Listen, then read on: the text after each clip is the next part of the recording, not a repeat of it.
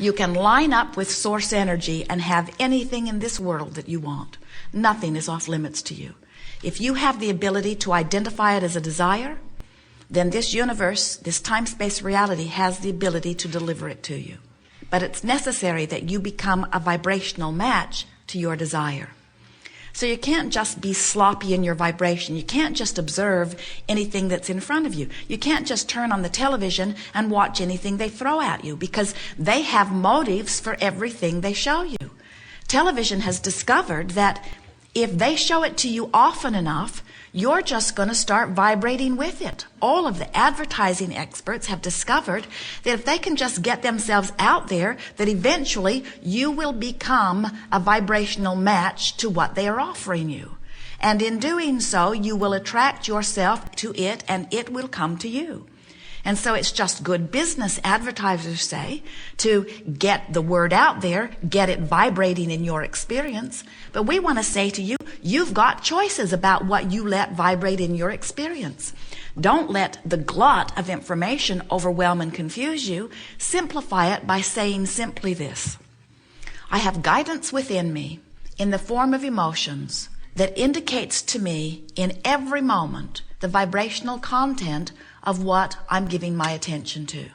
So, you could say, nothing is more important than that I feel good. Or you might even modify that statement softly by saying, I'm going to do my best to feel the best I can from where I stand at all times. In other words, we don't expect you to think the best thought you've ever thought and feel the best you've ever thought all the time. But we would, if we were standing in your physical shoes, make the best effort from where you stand to feel the best that you possibly can. And as you make that decision, what you actually do is activate your guidance to help you guide yourself from within, from your broader perspective, to the thoughts that are most beneficial and most supportive of who you really are and what you really want. Often, you balk at that idea because someone way back in your early introduction into this physical experience convinced you that you weren't smart enough or wise enough to make your own decisions about what was good for you, but that they would. And then you transfer that expectation of authority from parents to teachers to government to whoever, to religion, and you come away, most of you, into your 20s and 30s and 40s and 50s and so on, forgetting that you had all along guidance within that would indicate what was best for you. And often you subverted that guidance and replaced it with trying to get approval from someone else, not even factoring in whatever their motive might be. And we want to tell you, their motive is always the same motive. They think they would feel better if you would behave in a way that would make them feel better. And they're right, aren't they? They will feel better if you'll behave in the way that would make them feel better. Wouldn't you just love it if you could make a list of everything that's important to you and the world would line up? No more wars, people being nice to each other. Construction getting done all at once. Don't tear the whole road up, just tear a little bit of it up and fix that, and then tear another little bit of it up and fix that. Just don't tear up all of Interstate 90 at once, please. But what you come to understand is that they're not out to please you, they're out to please them. And it's a hard thing for you to grasp at first when we say we want you to be selfish because you must be, because everyone and everything, every consciousness in the universe has only the perspective of self. You cannot look through someone else's eyes. And when you try, it gets distorted. So when you come to the awareness that you can perceive only through your own eyes, and that when you feel good, you are allowing the perception from your broader perspective that the God force within you is being allowed to perceive, then you understand that the reason that you can feel good under those conditions is because you can line up with that which is good. Hypothetically, people worry about everyone being selfishly oriented. The argument they always throw out is, if everyone did exactly what they want to do, what kind of world would this be? And we say, a really, really good one. Because if everyone did what they wanted to do, everyone would feel free. And if you feel free, you feel empowered. And every negative emotion that exists, hear this, every negative emotion that exists is because there is some sense of loss of freedom somewhere in there. When you think about the range of emotions, when you think about joy and passion and love and appreciation on one end of the spectrum, and despair, depression on the other. Can't you feel that in the joyous end there is empowerment and acknowledgement or perception of freedom? And in the despair end, in the depression end, in the fear end, can't you feel a perception of loss of power? You are the creator of your own experience, you know.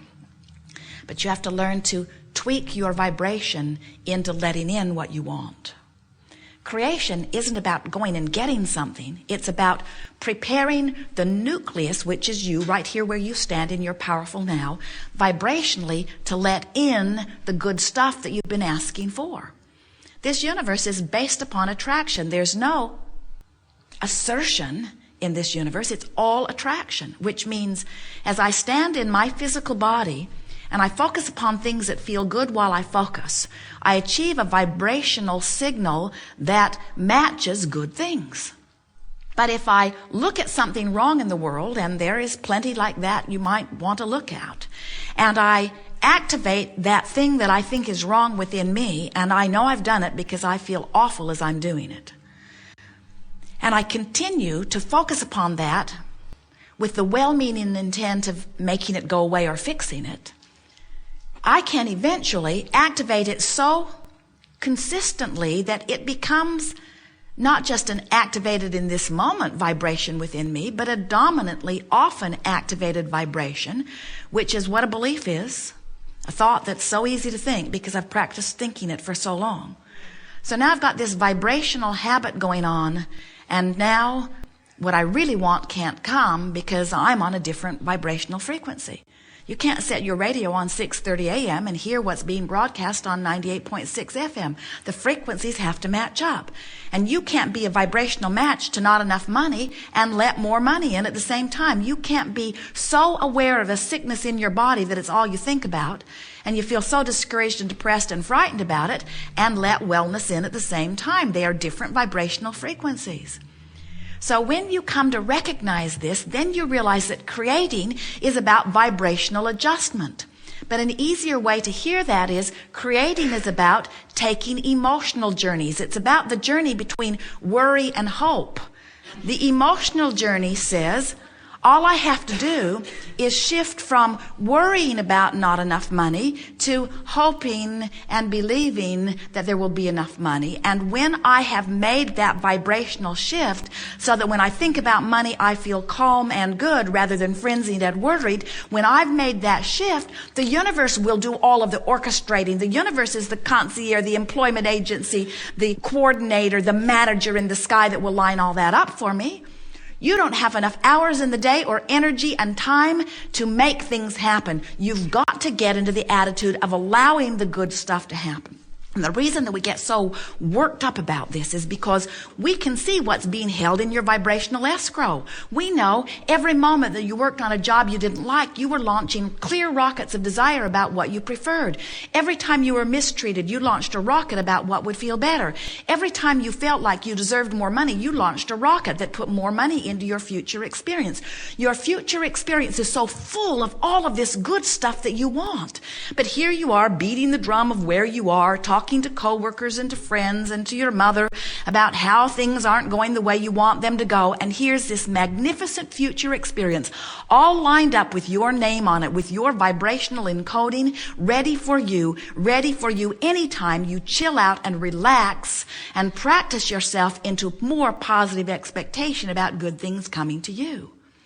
The entire universe will respond to you. Certainly the cells in your body will respond to you. Everything will respond to you. But if you don't do the vibrational work, then there's not enough action in the world to make it happen. And that's why so many of you don't believe in your ability to create your own reality. You want things and you talk about things you want from a vibration that you are not consistently offering. Good. So you have some things you want to talk about?